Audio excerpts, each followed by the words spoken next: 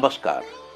धर्म क्षेत्रे कुंभ क्षेत्रे, कुंभ क्षेत्र में धर्म क्षेत्र में, धर्म के इस क्षेत्र में, धर्म के इस आंगन में आपके रथ को बीचों बीच खड़ा कर इसके चारों तरफ जो तमाम सवाल उभरते हैं उन सवालों के निवारण का प्रयास करते करते हम अब कुंभ के बीच में आ गए और हमारे चारों तरफ नजर आते हैं अखाड़े, साधु संतों के विभिन्न रूप। कोई कैसा तिलक लगाए हुए है, कोई वैसा तिलक लगाए हुए है, कोई छापा लगाए हुए है, कोई अपने सर पर गेहूं और जौ उगाए हुए है अपने सर पर, कोई हाथ को ऊपर उठाए हुए है। और ये सब क्या है? ये हठ धर्म है। ये क्या है? ये पर्यावरण की संरक्षा है। ये हमारे समाज की संरक्षा का अद्भुत प्रयास है और इस प्रयास में चीजों को समझते समझते उम्र हो जाती है लोगों की, फिर भी नहीं समझ पाते। तो आइए आज हम चर्चा करेंगे अखाड़ों की। ये जो चारों तरफ ये निर्मोही अखाड़ा, निरंजनी अखाड़ा, जूना अखाड़ा, अखाड़े का मतलब क्या कोई कुश्ती होने वाली है? हाँ, इसमें कुश्ती का भी रेफरेंस है। तो बहुत सी बातें करेंगे हम। देखिए, समझा जाता है कि भारतीय सनातन धर्म के वर्तमान रूप की नींव आदि गुरु शंकराचार्य जी ने रखी थी। शंकराचार्य जी का जन्म 5वीं शताब्दी ईसा पूर्व में हुआ था, 483 ईसा पूर्व के आसपास, जब उस समय भारतीय जनमानस की स्थिति और दिशा बहुत अच्छी नहीं थी। देखो, भारतीय जनमानस था लेकिन चीजें बहुत बिखरी बिखरी सी थी। भारत की संपत्ति के आकर्षण से अनेक आक्रमणकारी यहां आ रहे थे। कुछ आक्रमणकारी भारत के खजाने को लेकर वापस चले गए, तो कुछ ने भारत की दिव्यता और भव्यता से प्रभावित होकर यहीं बसने का फैसला कर लिया।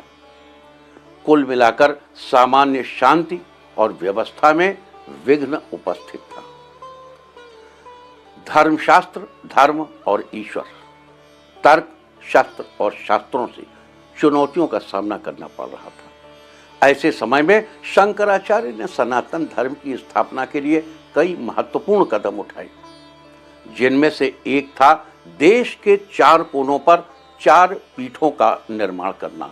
और ये थे गोवर्धन पीठ, शारदा पीठ, द्वारिका पीठ और ज्योतिर्मठ पीठ। इसके अलावा आदि गुरु ने मठों और मंदिरों की संपत्ति लूटने वालों और श्रद्धालुओं को सताने वालों का मुकाबला करने के लिए सनातन धर्म के विभिन्न संप्रदायों की सशस्त्र शाखाओं के रूप में अखाड़ों की स्थापना की और इसकी शुरुआत की कि अखाड़ों की स्थापना करो, एक मार्गदर्शन दिया उनको। तो आइए अब आज आपको बताते हैं अखाड़ों के बारे में। आदि गुरु शंकराचार्य को यह महसूस होने लगा था कि उस सामाजिक उथल पुथल के युग में केवल आध्यात्मिक शक्ति से इन चुनौतियों का सामना करना पर्याप्त नहीं है। उन्होंने ये इस बात पर बल दिया कि युवा साधु अपने शरीर को मजबूत बनाने के लिए व्यायाम करें और हथियार चलाने में भी दक्षता हासिल करें। इसलिए ऐसे मठ बने जहां इस प्रकार के व्यायाम या शस्त्र संचालन का अभ्यास कराया जाता था और ऐसे मठों को अखाड़ा कहा जाने लगा। भारत की आजादी के बाद इन अखाड़ों ने अपना सैन्य चरित्र छोड़ दिया। इन अखाड़ों के प्रमुखों ने जोर दिया कि उनके अनुयायी भारतीय संस्कृति और दर्शन के सनातनी मूल्यों का अध्ययन और पालन करते हुए संयमित जीवन जिए। आज इस समय 13 प्रमुख अखाड़े हैं, जिनमें प्रत्येक के शीर्ष पर महंत आसीन होते हैं। इन प्रमुख अखाड़ों का संक्षिप्त विवरण इस प्रकार है। श्री निरंजनी अखाड़ा, ये अखाड़ा 826 ईस्वी में गुजरात के मांडवी में स्थापित हुआ था। निरंजनी अखाड़ा के इष्टदेव भगवान शंकर के पुत्र कार्तिक स्वामी हैं। इसमें दिगंबर, साधु, महंत और महामंडलेश्वर होते हैं। इनकी शाखाएं प्रयागराज, उज्जैन, हरिद्वार, त्रयंबकेश्वर और उदयपुर में है। अब दूसरा है श्री जूना दत्त।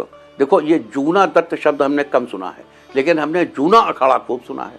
दोनों एक ही के दो नाम हैं। श्री जूना दत्त या जूना अखाड़ा, ये अखाड़ा 1145 में, सन 1145 में उत्तराखंड के कर्णप्रयाग में स्थापित हुआ। इसे भैरव अखाड़ा भी कहते हैं। इनके इष्टदेव रुद्रावतार दत्तात्रेय हैं। इनका केंद्र वाराणसी के हनुमान घाट पर माना जाता है। हरिद्वार में माया देवी मंदिर के पास इनका आश्रम है।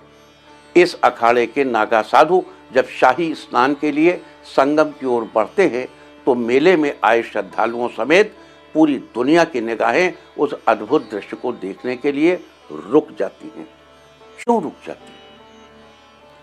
ऐसा माना जाता है कि अखाड़ों के ये नागा साधु अपने बीच, उनके बीच महाशक्तियां होती, महाशक्तियां जो आम निगाहों से दूर रहती, तो उनको घेर के वहां तक ले जाते हैं, उनकी डुबकी लगवा के उनको बाहर कर देते हैं और किसी को पता ही नहीं चलता कौन महात्मा आए और कौन गए।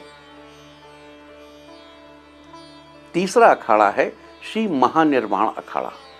ये अखाड़ा 671 ईस्वी, ईसा सन 671 में स्थापित हुआ था। कुछ लोग इसे बिहार झारखंड के बाबा धाम से यानी बैजनाथ धाम से उत्पन्न मानते हैं, जबकि कुछ इसका जन्म स्थान हरिद्वार की नीलधारा के पास मानते हैं। इनके इष्टदेव कपिल महामुनि हैं। कपिल मुनि का नाम तो आपको याद होगा। कपिल महामुनि इनके इष्टदेव हैं और इस अखाड़े की शाखाएं हरिद्वार, उज्जैन, त्र्यंबकेश्वर, ओंकारेश्वर और कनखल में हैं। इतिहास में 1260 में, सन 1260 में महंत भगवानंद गिरी के नेतृत्व में 22,000 नागा साधुओं ने कनखल स्थित मंदिर को आक्रमणकारियों से छुड़ाया था। वहाँ उनका दक्ष प्रजापति का मंदिर जो है वो बड़ा ही सुंदर और उत्तम मंदिर है। 22,000 साधुओं ने कनखल स्थित मंदिर को आक्रमणकारियों से छुड़ाया। उज्जैन स्थित महाकाल ज्योतिर्लिंग पर नित्य प्रति इस अखाड़े के पुरी नाम के नागा साधु भस्म चढ़ाते हैं। अब देखिए यहाँ पर जो नागा साधु भस्म चढ़ाते हैं, इनके बारे में थोड़ा सा जिक्र कर दूंगा। देखिए, जब ये वहाँ श्मशान से भस्म लेके चलते हैं तो रास्ते में कोई नहीं आता। कोई नहीं मीन्स कोई नहीं आता। किसी को अथॉरिटी नहीं है कि कोई बीच में खड़ा हो जाए। तो जब ये श्मशान से ताजा भस्म लेकर चलते हैं भगवान शंकर पर चढ़ाने के लिए, तो ये इनका मार्ग एक अद्भुत मार्ग होता है, जो दैवीय मार्ग होता है और इस मार्ग की रक्षा स्वयं देवता करते हैं। देवता इस मार्ग को बढ़ने के लिए उन साधु की रक्षा करते हैं।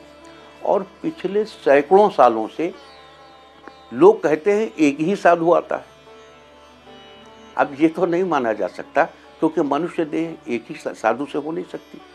तो वो साधु कब वृद्धावस्था को प्राप्त हो जाता है, कब उसका स्थान दूसरा साधु ले लेता है, ये समाज को कभी पता नहीं चला, कभी भी पता नहीं चला। और ये अत्यंत निर्लोभी होते हैं। कभी इन साधुओं, वहाँ आप जाइए, वहाँ श्मशान में उन साधु के पास जाने का प्रयास करिए, उनको आप 500 की गड्डियाँ पकड़ाने लगिए, सोने की सिल्लियाँ ले जाइए, वो आपको धत धत धत करके गाली दे भगा देंगे आपको। और बड़े कृपालु होंगे तो 10 के नोट ले लेंगे आपसे। जो साधु परंपरा है, जो त्यागी परंपरा है, वो त्यागी परंपरा यहाँ साक्षात देखने को मिलती है। जो बल है उपासना का, वो यहाँ साक्षात दिखाई पड़ता है। और उसी से नित्य महाकाल की भस्म आरती होती है। जो भस्म लेकर वो साधु आते हैं वो श्मशान भूमि से, उसी से भस्म आरती सुबह, जिसको देखने के लिए लोग बड़े बड़े आतुर रहते हैं। बड़ी सुंदर भस्म आरती होती है। तो चौथा है अटल अखाड़ा। ये अखाड़ा ईसा सन 569 एक कम 70 ईस्वी 569 में गोंडवाना क्षेत्र में स्थापित हुआ था। इनके इष्टदेव भगवान गणेश हैं। ये सबसे प्राचीन अखाड़ों में से एक माना जाता है। इनकी मुख्य पीठ पाटन में है, लेकिन आश्रम कनखल, हरिद्वार, इलाहाबाद, उज्जैन और त्रयंबकेश्वर में भी है। अगला है श्री आह्वान अखाड़ा। आह्वान अखाड़ा, अब इसको बोलने में होता है आह्वान, आह्वान शब्द है आह्वान, श्री आह्वान अखाड़ा। ये अखाड़ा ईसा सन 646 में स्थापित हुआ और 1603 में पुनर्संयोजित किया गया। ईस्वी सन 1603 में इसको रीऑर्गेनाइज किया गया, श्री आह्वान अखाड़े का। इनके इष्टदेव श्री दत्तात्रेय और श्री गजानन दोनों हैं। इस अखाड़े का केंद्र स्थान काशी है। इसका आश्रम ऋषिकेश में भी है। स्वामी अनूप गिरी और उमराव गिरी इस अखाड़े के प्रमुख संतों में से। अब अगला है श्री आनंद अखाड़ा। ये अखाड़ा 855 ईस्वी में मध्य प्रदेश के बेरार में स्थापित हुआ था। इसका केंद्र वाराणसी में है। इसकी शाखाएं इलाहाबाद, हरिद्वार और उज्जैन में भी हैं। तो अगला अखाड़ा है श्री पंचाग्नि अखाड़ा। इस अखाड़े की स्थापना सन 1136 में हुई। इनके इष्ट देव गायत्री हैं और इनका प्रधान केंद्र काशी। देखो, इष्ट देव, यहाँ देवी नहीं इस्तेमाल होता। कालिका माता भी देवता हैं। कालिका देवता, महालक्ष्मी देवता, सब देवता ही। तो इनके इष्ट देव गायत्री हैं और इनका प्रधान केंद्र काशी है। इनके सदस्य चारों पीठ के शंकराचार्य, ब्रह्मचारी, साधु और महामंडलेश्वर होते हैं। परंपरा अनुसार इनकी शाखाएं इलाहाबाद, हरिद्वार, उज्जैन और त्रयंबकेश्वर में हैं। अगला है श्री नागपंथी गोरखनाथ अखाड़ा। ये अखाड़ा ईस्वी 866 में अहिल्या गोदावरी संगम पर स्थापित हुआ। इसके संस्थापक पीर शिवनाथ जी हैं। इनका मुख्य दैवत श्री गोरखनाथ है और इसमें 12 पंथ हैं। यह संप्रदाय योगिनी कौल नाम से भी प्रसिद्ध है। इनकी त्रयंबकेश्वर शाखा त्रयंबकम मठिका के नाम से प्रसिद्ध है। अगला अखाड़ा है श्री वैष्णव अखाड़ा। ये बालानंद अखाड़ा ईस्वी 1595 में दारागंज में श्री मध्य मुरारी में स्थापित हुआ। समय के साथ इनमें निर्मोही, अब देखो इनके पार्ट्स हो गए आगे चल के। बालानंद जो वैष्णव हैं उनके 3 पार्ट हो गए, निर्मोही अखाड़ा, निर्वाणी अखाड़ा और खाकी। 3 संप्रदाय बने।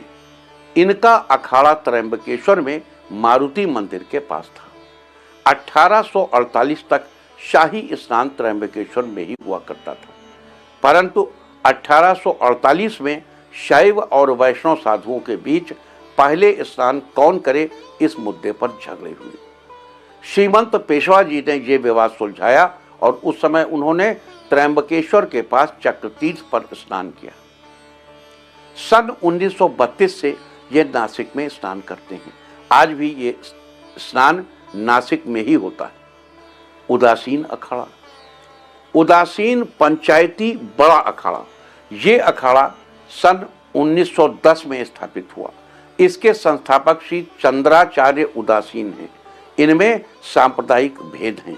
इनमें उदासीन साधु, महंत और महामंडलेश्वर की संख्या ज्यादा है। इनकी शाखाएं प्रयाग, हरिद्वार, उज्जैन, त्रयंबकेश्वर, भदैनी, कनखल, साहेबगंज, मुल्तान, नेपाल और मद्रास में है। तो ऐसे ही उदासीन पंचायती नया अखाड़ा भी, जैसे बड़ा अखाड़ा था वैसे नया अखाड़ा भी है। यह नया अखाड़ा 1710 ईस्वी में स्थापित हुआ। इसे बड़ा उदासीन अखाड़ा के कुछ साधुओं ने विभक्त होकर स्थापित किया। मतलब